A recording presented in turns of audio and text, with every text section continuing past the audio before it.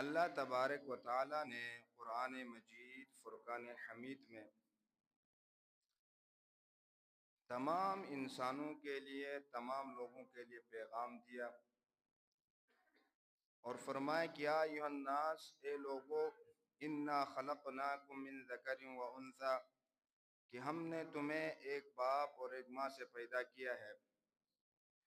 وجعلناکم شعوبا وقبائل لتعارفوا،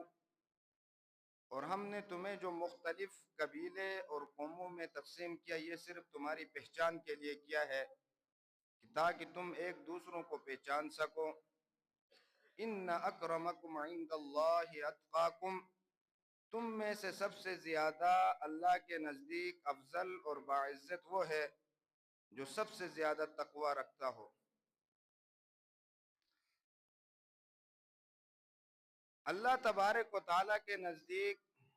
کسی قوم، کسی قبیلے یا کسی خاندان یا کسی وطن کی وجہ سے اللہ کے ہاں کسی کی کوئی فضیلت نہیں ہے۔ اللہ کے ہاں فضیلت ہے ان اکرمکم عند اللہ اتقاکم، جو اللہ سے سب سے زیادہ ڈرتا ہو۔